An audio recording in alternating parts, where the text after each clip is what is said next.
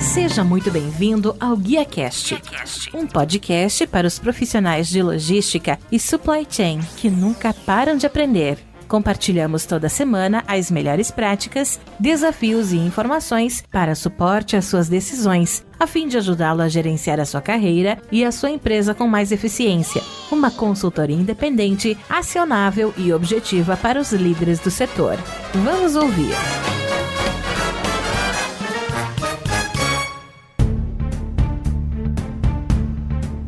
Olá, que tal? Tudo bem? Eu sou o Rodilson Silva e está presente comigo hoje para um bate-papo de maneira virtual no GuiaCast Eduardo Pinheiro Freme Ferreira, que é diretor de Planejamento e Desenvolvimento Logístico na Raia Drogasil. O Eduardo ele tem mais de 20 anos de carreira trabalhando com gerenciamento de projetos, redesenho de negócios, gestão de operações e cadeia de suprimentos, desenvolvimento de processos de estratégia corporativa e inteligência competitiva. É graduado em Engenharia Mecânica pela Escola Politécnica da USP, Master em Engenharia para o Gerenciamento e Desenvolvimento de Produtos e Serviços pela Escola Politécnica da USP, Universidade de São Paulo, e MBA em Gerenciamento de Negócios pela Fundação Dom Cabral. Eduardo, seja muito bem-vindo ao GuiaCast. Muito obrigado por abrir um espaço na sua agenda e me ajudar a fazer mais episódio. Muito obrigado, Rodilson. Eu que agradeço o convite e a participação.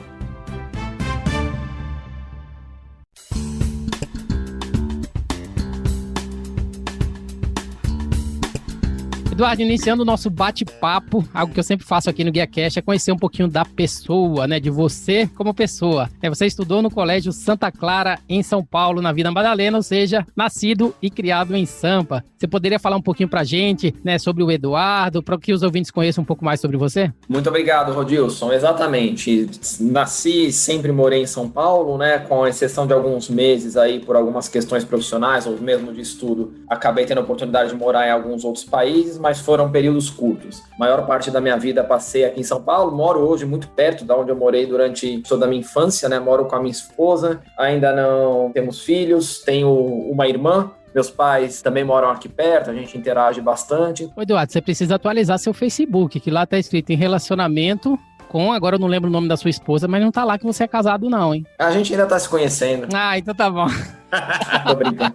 Eduardo, você fez faculdade de engenharia mecânica, ou seja, é engenheiro, e exceto pelo seu trabalho, né, como trainee, e alguns trabalhos de trainee que você fez no início da carreira, a sua carreira profissional ela foi totalmente direcionada para a gestão, né, relacionada a projetos e principalmente estratégia corporativa. Você poderia falar um pouquinho para a gente como é que foi esse início profissional teu, como é que você se desenvolveu na área de supply chain, na área de cadeia de suprimentos, ou seja, de engenharia mecânica ao supply chain, como é que foi para você? Eu comecei a carreira, Rodilson, na verdade, no período da universidade ali, a gente acaba tendo bastante dúvida de que caminho seguir, né? Acaba vendo ali as oportunidades que aparecem, tentando entender um pouquinho o que a gente gosta. Acho que até deveria ter pesquisado mais, né? Acho que é um assunto que a gente às vezes nem dá toda a atenção que deveria quando está lá na universidade. Tem uma série de coisas que a gente acaba conhecendo depois que gostaria de ter conhecido antes. Mas, de qualquer forma, na época que começaram a surgir as oportunidades ali dos programas de estágio, trainee, eu comecei a buscar um pouquinho, entender o que eu queria fazer. E aí o primeiro desejo foi efetivamente ir para uma montadora, né? Eu tinha muito a curiosidade de trabalhar nesse ambiente, era engenheiro mecânico por gostar muito de carros, né? Era um assunto que me interessava bastante e acabei conseguindo concretizar esse desejo indo trabalhar na Ford num programa de estágio. Depois de 1 ano e meio eu entendi que não era muito aquilo, né? O negócio é bacana, o negócio de carros, mas a dinâmica ali do dia a dia da montadora não era muito o que eu buscava para mim. E aí comecei a entender que realmente queria conhecer naquele momento era a consultoria. E aí acabei aplicando para alguns processos seletivos, entrei na Integration Consultoria, isso um pouquinho antes de me formar, poucos meses antes de me formar. E foi nessa entrada na consultoria, eu já tinha um certo conhecimento da área de supply chain, um certo carinho pela área, queria conhecer um pouco melhor. E na hora ali da consultoria, de entender um pouco aonde eu me encaixaria dentro da estrutura, né? A consultoria tem várias linhas de serviço. Eu acabei optando ali por supply chain. E aí, daí tudo começou, né? Eu tive até algumas experiências profissionais que foram fora da área de supply chain, adjacentes ou complementares, mas o pilar central da minha carreira sempre acabou depois desse momento, sempre direcionado aí para supply. Eduardo, dando continuidade, em 2008 você resolveu também empreender, uma vez que você já tinha experiência com consultoria e fundou aí a Logistics New Company, que tinha por objetivo oferecer soluções de consultoria e melhorar a rentabilidade do transporte através do emprego de ativos em novos processos e tecnologias. Eu gostaria que você pudesse falar um pouquinho para a gente sobre essa experiência, sobre essa iniciativa que durou quase 2 anos com a Logistics New Company. Como é que foi se tornar um empreendedor? Rodilson, essa iniciativa ela nasceu após a minha saída da Integration, né? a razão primordial para eu sair da Integration foi que eu precisava concluir o meu mestrado e, efetivamente, um mestrado formal, né, stricto sensu, junto com uma consultoria, são coisas que são muito difíceis de se compatibilizar, demanda de horas e de aula e de horário para escrever a dissertação, não casa com o volume de trabalho e viagens de uma consultoria. Então, eu acabei dando um break na minha carreira exatamente para acabar o mestrado e, paralelamente, comecei a trabalhar nesse projeto. O conceito ali na época seria implementar uma empresa que fazia de uma forma um pouco mais rudimentar, né? Lembrando que em 2008 não tinha smartphone, não tinha uma série de tecnologias que tem hoje, mas a ideia era fazer muito similar ao que o Uber faz para transporte de passageiros, seria fazer aquilo com transporte de carga. Então, a gente ter uma ferramenta que conseguisse linkar demandas de transporte, então cargas dos embarcadores, com veículos ociosos de uma forma bastante eficiente. O projeto, ele caminhou bem, a gente achou uma solução fora do Brasil bastante interessante, tentamos trazer, acabou não viabilizando o negócio, conseguimos algum suporte ali, algumas parcerias com fundo de investimento, com instituições de fomento ao empreendedorismo, mas o negócio acabou não parando em pé, né? Acabou não dando certo como negócio, foi um período de muito aprendizado. Depois eu voltei para o mercado de trabalho, amadureci muito nesse momento, mas acabou não conseguindo estruturar uma empresa da maneira que tínhamos pensado inicialmente. Como dizem, né? Se você nunca abriu a empresa, não fechou a empresa, né? Você não aprendeu aí como ser um profissional bem qualificado no mercado, principalmente hoje em dia, né? Que tem muitos jovens hoje abrindo startup, né? Fundam uma atrás da outra, e isso só tem trazido crescimento para os profissionais aqui no Brasil. Exemplos aí como aquela 99 Táxis, a própria Nubank, várias empresas estão aparecendo no mercado através de erros e acertos. Eu acho que faz grande diferença e você já que tem essa experiência como empreendedor, né? Só tem a crescer cada vez mais como profissional. Falando um pouquinho, né? Toda a sua experiência aí, Eduardo, você, né? Foi ali de, como você falou, estágio, trainee, consultoria, né? Empreendedor,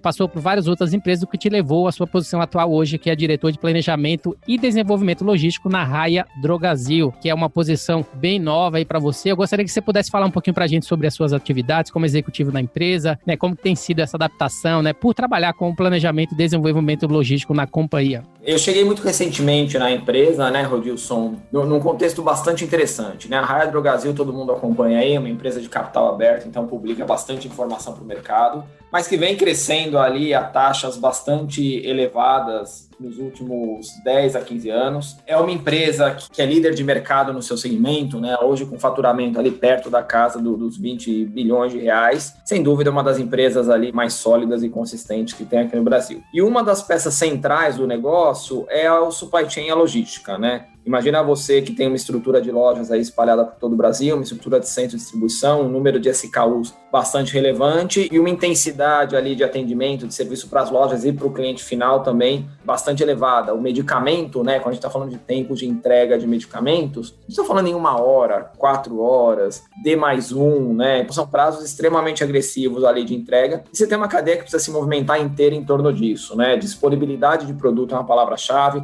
velocidade de entrega, tudo isso para garantir a satisfação do cliente, né? Para garantir que a gente cuide do cliente da melhor maneira possível. Meu papel nisso tudo é conseguir focar no planejamento e desenvolvimento logístico, ou seja, entender para onde a estrutura de supply chain da empresa precisa caminhar, para que a gente consiga cada vez entregar um nível de serviço melhor e suportar o crescimento do negócio nos diferentes pilares que o negócio tem, na parte digital do negócio, nas lojas físicas, em todos os canais. Então é esse o meu papel principal. E aí ele passa por duas estruturas, né? Eu tenho uma estrutura de projetos, que é uma área que cuida, como o próprio nome diz, né, da implantação de todos os projetos necessários para que essa estrutura cresça, né, para que a gente consiga suportar o que o negócio precisa. Estamos falando aí de expansão de centro de distribuição, abertura, implantação de novas tecnologias, melhoria e inovação, tudo isso. E tem uma estrutura também de torre de controle que está nesse escopo, que ela tem como principal desafio mapear todos os processos e acompanhar eles, monitorar eles, para garantir que a gente consiga identificar os potenciais problemas antes que eles aconteçam e atuar antes que eles se tornem problemas para os nossos clientes. Eu gostaria até de dar os parabéns aí, né, para a Raia Drogasil.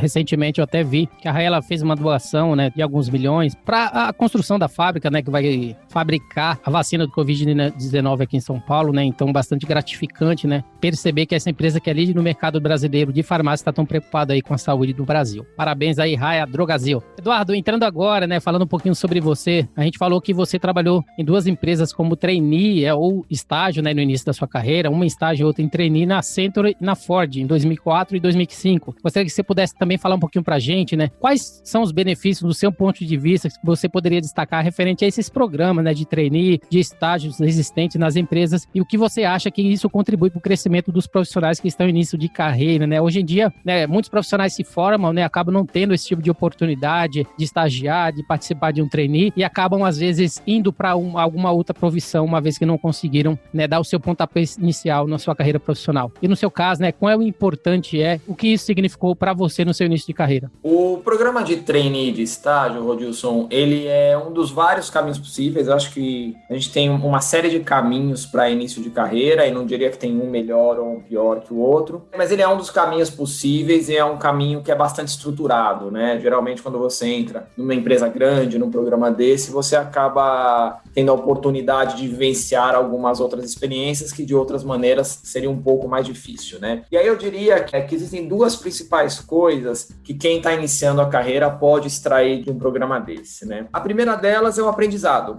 Então é você entender a dinâmica de uma empresa, ter contato ali com pessoas de quase todos os níveis, né? De participar de reuniões também de diferentes escopos. Você acaba sendo exposto a uma série de situações ali do negócio que de outra forma você demoraria mais, né, para ser exposto. O programa de trainee, de estágio, ele acaba tendo uma imersão ali no dia a dia da empresa, né? Ele geralmente é potencializado para isso e acaba te dando um aprendizado ali muito rápido sobre aquele ambiente no qual você está inserido. Então, tem um primeiro aspecto de aprendizado geral da vida do dia a dia corporativo que ele é bastante interessante. O segundo ponto é que ele é um período, né, e eu acredito que deveria ter até explorado isso um pouco mais quando eu estava nessa fase, ele é um período de conhecimento e escolha, né? Ou seja, você vivenciar um estágio de 1 ano, 1 ano e meio e falar, não é isso, é uma oportunidade ótima. Que o estágio, ele tem essa função também, né? De você conhecer e de você fazer escolhas. De você ir para áreas que, de repente, não era exatamente o que você estava pensando, de você ir para empresas que não eram exatamente aquilo que você esperava, e aí você pode mudar seu rumo. Então, na fase inicial de carreira, e aí pode ser até num programa estruturado de trainee, estágio ou não, você tem um pouco mais de facilidade de navegar entre diferentes empresas, né? Você tende a ter. Depois já tem 15, 20 anos de carreira, você navega muito mais na área que você consolidou seu caminho, mas nesse início não. Você tem a liberdade de testar, de errar, de conhecer coisas diferentes, ver que não era bem aquilo, mudar para uma outra empresa, uma coisa que não tem muito a ver com o que a primeira tinha. O programa de estágio, ele te dá de trainee, eles te dão, né, essa possibilidade de começar sem pesar muito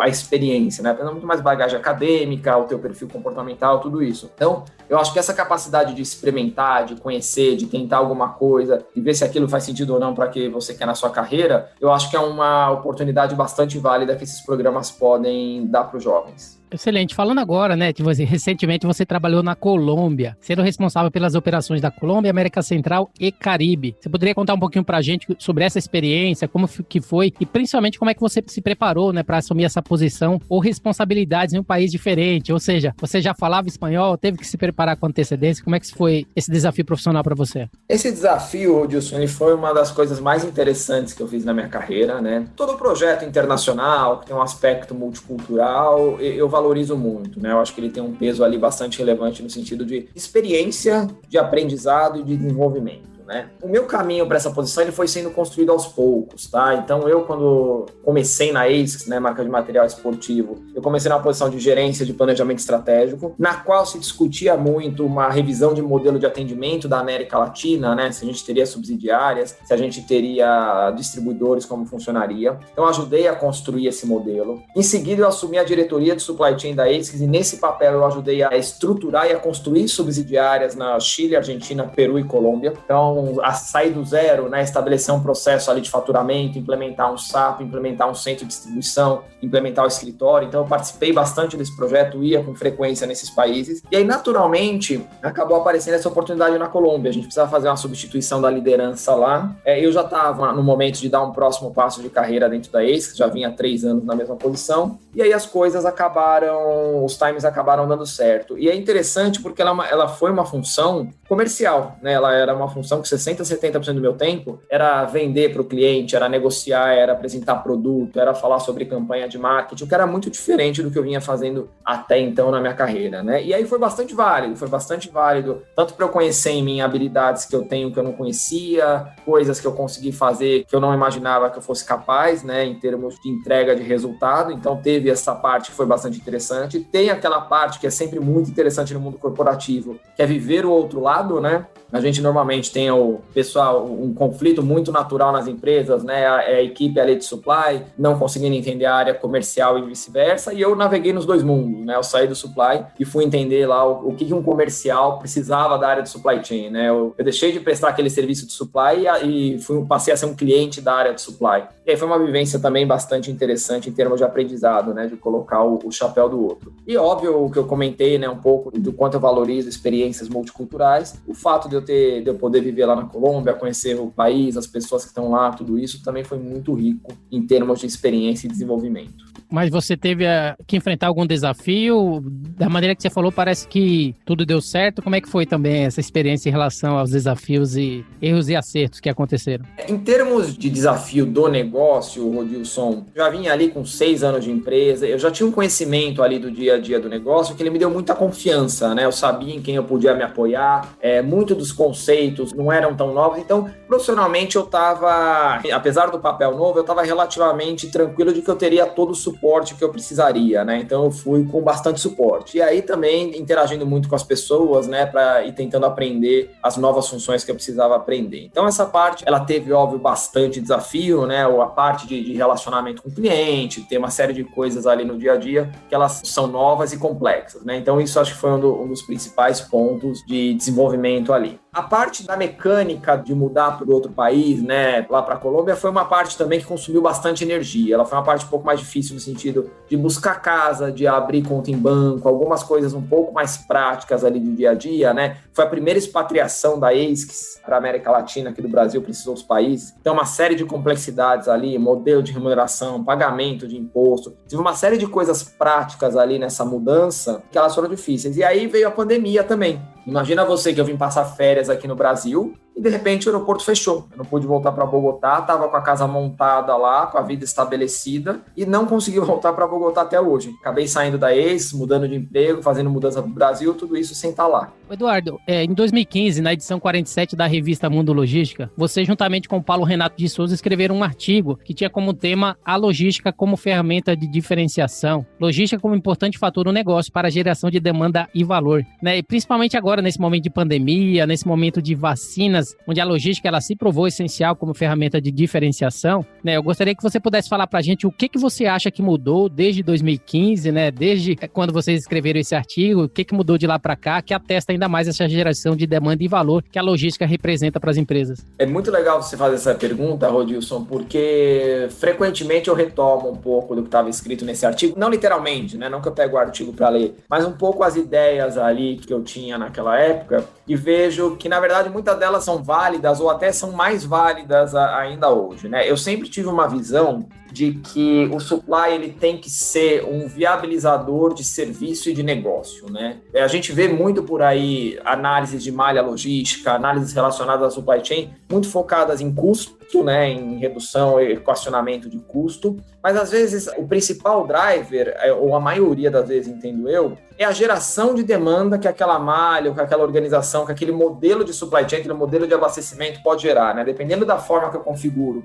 minha quantidade de CDs, aonde eu compro, aonde eu vendo, esses timings, eu posso ter negócios completamente diferentes em termos de valor para o cliente, aí estamos falando especificamente de serviço e valor para o cliente, e isso pode ter um impacto gigantesco no potencial do negócio, faturamento e venda, né? E esse link, ele é um link muito difícil de ser explorado, porque ele sofre interferência de uma série de fatores. Existe alguma subjetividade, né? Como que você mede quando um tempo de entrega pode te gerar mais de venda ou não? Você tem algumas ferramentas, pode fazer algumas análises, algumas inferências, mas é difícil você ter um número absoluto e cravado sobre isso. E aí que eu acho que está a beleza desse assunto. E o e-commerce, ele acaba cada vez mais corroborando essa ideia. Hoje a gente começa a ter muita clareza, né, de que o fator determinante para o sucesso de e-commerce é a equação de tempo de entrega a um custo viável, né? A gente na pandemia agora, todo mundo dentro de casa a maior parte do tempo, né? Muitas das compras migradas para o ambiente online, a gente sabe que a gente precisa ter as coisas ali cada vez mais rápidos ou num time quase similar àquele time que você teria o produto quando você sai da tua casa, pega o carro e vai numa loja, né? E os e-commerce que conseguem entregar essa proposta de valor, eles têm se mostrado com um diferencial competitivo bastante grande, consequentemente gerando mais venda, gerando mais negócio, né? Então, muito do que foi falado ali naquele artigo, do potencial de geração de demanda, né? Do potencial de impacto positivo em termos de venda, em termos de resultado para um negócio, de uma boa configuração de supply chains, mais especificamente de malha logística pode gerar, eles só foram reforçados hoje, né? Hoje isso está ficando cada vez mais claro, a hora que a dinâmica do e-commerce vai ficando mais claro para o mundo dos negócios e para os clientes como um todo. Excelente. Eduardo, eu vi um post seu no site da iTrack Brasil, que tinha como tema também uma breve visão sobre a logística na América Latina, onde você falou sobre essa experiência em participar do projeto de abertura e posteriormente da operação de centros de distribuição na Argentina, Chile, Peru, Colômbia e Panamá. Você poderia compartilhar com nossos ouvintes essa visão sobre a logística na América Latina? Existem diferenças? O que diferencia, né, se houver? Como é que é essa experiência, se compararmos como que é a logística ou operações no Brasil e na América Latina? América Latina, Rodilson, é um tema muito interessante e que muitas vezes, né, aqui no Brasil a gente acaba conhecendo pouco. Tanto em termos corporativos, em termos de negócio, quanto em termos de turismo, né, de cultura, de turismo. E por essas oportunidades profissionais que eu tive no passado recente, eu acabei tendo a oportunidade de conhecer um pouco melhor esses países, tanto em termos de negócio, de ajudar a implementar estruturas lá e gerenciar negócios lá, quanto em termos pessoais. Eu sempre aproveitava para passar um fim de semana, conhecer um pouco mais, aproveitar bastante esses lugares quando eu tinha contato. E a gente tem situações bastante diferentes, né, na região como um todo. Você começa ali, né, com Chile, que é um país com IDH bem acima da média, com renda per capita, uma série de indicadores sociais ali bastante positivos. Eles estão passando o último 1 ano e meio, 2, um pouco mais turbulentos, né? Mas é um país que nos últimos 20, 30 anos, uma história mais recente, se desenvolveu muito e que tem padrões ali de qualidade de vida bastante acima da média, mas que é um mercado muito limitado quando a gente fala de negócio. Limitado no sentido de, como é um mercado de alta renda, um dos principais renda da região, você tem muita marca presente lá, né? Você tem muita empresa que quer estar presente lá, só que o país tem pouca gente, né? A população é muito pequena. Então você acaba tendo um ambiente de negócio ali que ele é bastante complexo no sentido de bastante competitivo. Todo mundo quer estar lá, mas não tem muita gente no mercado, né? E aí vem uma série de complexidades, crescimento do negócio, margens apertadas por essa competição bastante próxima, recursos altamente qualificados, e aí de recursos qualificados, eu acho que eu repito o comentário para todos os países, né? Surpreendentemente positivo em todos os países, a qualidade dos recursos que a gente encontrou. Aí caminhando um pouco para o Peru, né? O Peru, ele está num grupo ali de alguns países da região e vem crescendo ali 3, 4, 5% ao ano, um horizonte ali dos últimos 10, 15 anos, né? Oscilando um pouco em torno disso, mas você tem um grupo de países aí, Peru, Uruguai, Paraguai, que vem tendo crescimento expressivo, saem de uma base econômica bastante baixa, né? Ou seja, ainda tem um PIB per capita ali que ainda é abaixo do que o Brasil tem, uma série de dificuldades econômicas, mas é um país que tem caminhado bem. Ainda é um mercado que é pequeno, porque é um país de uma economia ainda que, apesar de evoluindo, ainda é pequena, com uma população também que não é muito grande. Então, também é um mercado difícil exatamente por essa limitação econômica, né? Poder econômico versus número de pessoas. A Colômbia, eu tive a oportunidade de vivenciar um pouco mais e é encantador o quanto a Colômbia está evoluindo, né? Óbvio que eu não conhecia a Colômbia da forma que eu conheço hoje há 20 anos atrás, quando existia problemas ali, problemas socioeconômicos mais relevantes relacionado a algumas situações que eles viveram no passado, mas eles acharam trilhas ali, caminhos muito interessantes para virar essa página. Um caminho que é fantástico, assim, é uma das melhores coisas de morar lá, é a questão da forma que eles tratam o espaço urbano, na organização das cidades, falando especialmente ali de Bogotá, Medellín e Cali, né, que são as 3 maiores cidades ali, as 3 principais, a forma que eles organizam os espaços, né, como a população interage, espaço para bicicleta, parques e praças, fechamento de ruas para prática de esportes ali em fins de semana, alguns dias à noite, regulamentação em termos de tamanho de construção, exatamente para não não gerar mais excesso de tráfego em algumas regiões da cidade. Então tem uma série de coisas ali que tornam bastante agradável. A Colômbia vem evoluindo muito, é um país com uma população também significativa em termos de tamanho e minha visão é que se torna um mercado cada vez mais relevante, com também, além de uma importância do mercado propriamente dito, com uma relevância geográfica. É um país que você tendo uma multinacional ali com uma base na Colômbia, você consegue tranquilamente tratar a América Central e Caribe, atender a partir dali, que é o que a gente fazia quando eu estava liderando o negócio lá, e também ter negócios no Peru, na Bolívia, alguns países ali que com 2-3 horas de voo você acaba tendo acesso. Então tem uma questão geográfica ali que é bastante interessante na hora que a gente pensa em negócio. E a Argentina é um país que vem trazendo uma complexidade bastante relevante, né? A própria ASICS anunciou, a gente tinha entrado lá na Argentina 2017 para 2018 e anunciou recentemente na mídia a saída do país, porque é um país que tem um bom mercado, tem um ambiente de negócio relativamente interessante, tem uma população com potencial de renda bom, mas é um país que vem trazendo desafios ali para o mundo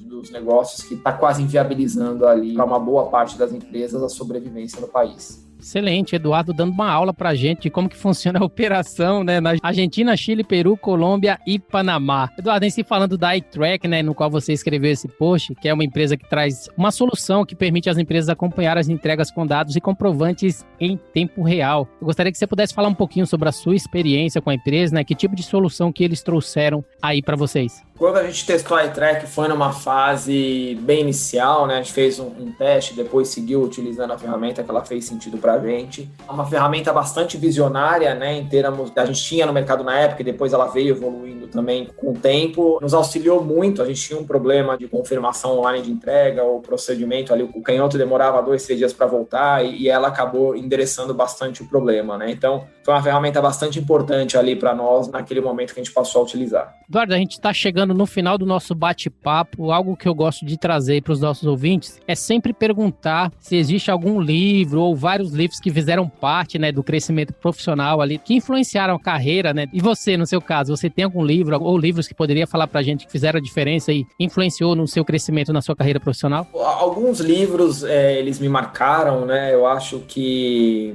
são livros, no geral, né, que não são nem diretamente ligados ao mundo dos negócios, alguns deles sim, mas eu gosto de ler muito livro de aspectos psicológicos, comportamentais, algumas coisas assim que acabam me influenciando até na forma de pensar e de ver o mundo, né? O primeiro aí, esse sim mais focado no mundo corporativo, é o Good to Great. Em português o nome dele tá Empresas Feitas para Vencer. É um livro do Jim Collins, né? É um livro bastante famoso aí. E ele ele acompanha por um longo período, né, empresas do mesmo setor, algumas que tiveram resultados bastante acima da média, lideraram e suas ações cresceram, multiplicaram por valores bastante relevantes ali no tempo, e outras se mantiveram andando de lado, né, não acabaram não entregando os mesmos resultados. E ele tenta identificar fatores ali que as vencedoras têm em comum e que as que não foram também não têm, né, para tentar isolar fatores que podem ser determinantes no sucesso de uma empresa. E aí ele elenca 5 fatores ali, claro que não é algo absoluto, né? Mas são coisas que fazem bastante sentido para a gente observar e para a gente conseguir aproveitar um pouco do conteúdo ali para conseguir aplicar no nosso dia a dia, né? Você começa a observar algumas coisas, prestar atenção em algumas outras coisas que fazem bastante sentido.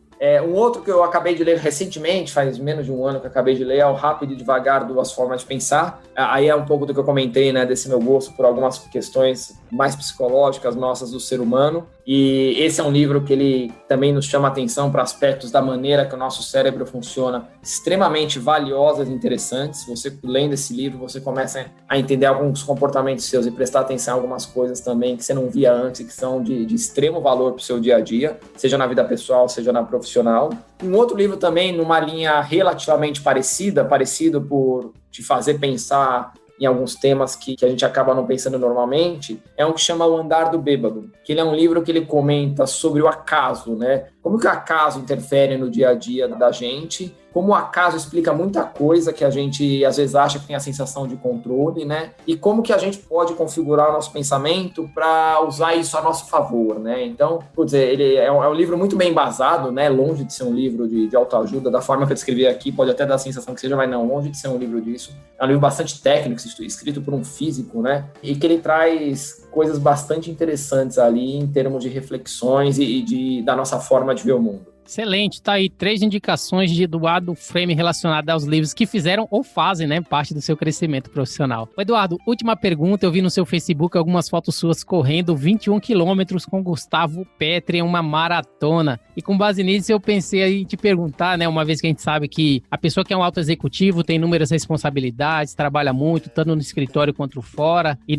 fica um pouco desbalanceado algumas vezes a vida pessoal e profissional. E com base nisso eu gostaria que você pudesse falar pra gente, né, pra encerrar o nosso bate-papo, como é que você tem conseguido ser criativo com o seu tempo e equilibrar, né, a sua vida profissional e pessoal? É correndo? O que você tem feito? Se bem que esse post que eu vi seu no Facebook foi de 2015, o que você tem feito agora em 2021? Essa pergunta é interessante e bastante importante, né, Rodilson? Eu acho que a gente, como humanidade, cada vez mais agora na pandemia, a gente entendeu a importância que é a gente estar bem de saúde, né? E estar bem de saúde passa por um pilar de alimentação bastante importante e um pilar de esporte. Ninguém vai estar plenamente bem, com a saúde 100%, se for sedentário, né? Na verdade, muito pelo contrário. Então, isso é algo que eu tento manter de forma bastante disciplinada na minha vida. Eu travo os meus horários de esporte e, por raríssimas exceções, eu mexo neles, assim, né? Então, normalmente eu faço de manhã, pratico esporte ali das 7 às 8 da manhã. E, tirando casos muito pontuais, esse horário das 7 às 8 eu não disponibilizo para mais nada. Eu deixo ele travado para o esporte, tá? Eu não sou fiel a nenhum esporte. Eu acho importante fazer, seja ele qual for. E os esportes enjoam, né? Eu acho que para algumas pessoas não, mas para mim enjoam. Eu vou trocando de tempos em tempos para que eu consiga estar sempre bem motivado. Então, nessa época de 2015, eu estava correndo. Depois eu parei de correr lá para 2017 e comecei a praticar natação. Quando eu fui para Colômbia, Bogotá é uma cidade interessante, porque Bogotá quase não tem piscina, quase não tem academia de natação. Aí eu troquei novamente e lá eu comecei a correr alguns dias e andar de bicicleta a outros, né? Bicicleta é algo que faz bastante parte ali da cultura do colombiano, eu entrei de cabeça nessa onda, comprei a bicicleta lá para mim, utilizava bastante, então eu ia alternando entre corrida e a bicicleta. E agora, no retorno para o Brasil, especialmente nesse período de pandemia, eu tenho corrido de manhã. Ainda acabei não indo para academia, nem para natação, né, nem para piscina, são ambientes fechados, eu estou evitando, mas saio para correr ali de manhã cedinho, coloco máscara e as ruas normalmente têm estado bastante livre, então acaba não dando nenhum problema no sentido de algum risco em relação à pandemia. Então, o que eu estou fazendo agora é correr, não vejo a hora de passar tudo isso para poder voltar a nadar. Estou com vontade de voltar a nadar. Mas eu acho que o importante é isso, o importante é ter alguns esportes. Esses esportes, né, aeróbicos, corrida, natação e bicicleta, são esportes que para algumas pessoas podem ser mais cansativos, efetivamente são, né? A corrida, muitas vezes, você começa ali no segundo minuto, você já está olhando no relógio na hora de acabar. Esse sentimento não é privilégio de ninguém, todo mundo acaba sentindo isso em algum momento, né? Convivi na ACES com pessoas que corriam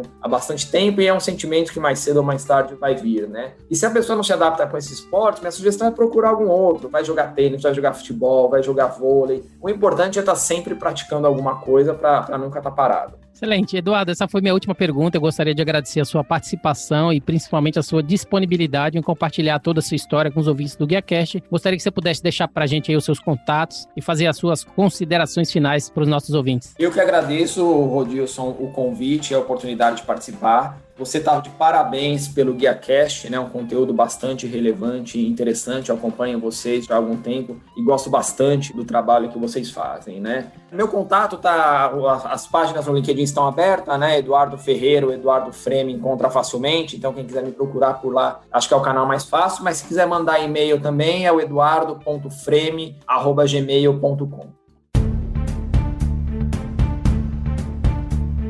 Muito bem, o GuiaCast teve a honra de receber Eduardo Frame, diretor de Planejamento e Desenvolvimento Logístico na Raia Drogasil. Se você gostou desse episódio, você pode compartilhar com seus colegas, amigos e profissionais de supply chain e, se possível, deixe uma avaliação e um comentário em ratedspodcast.com/GuiaCast. Você também pode me encontrar no LinkedIn, é só procurar por Rodilson Silva, comunicador logístico multiplataforma. Eu sou o Rodilson Silva com Eduardo Frame, que te envia um GuiaCast abraço. Até a próxima. Tchau, tchau. Equalab.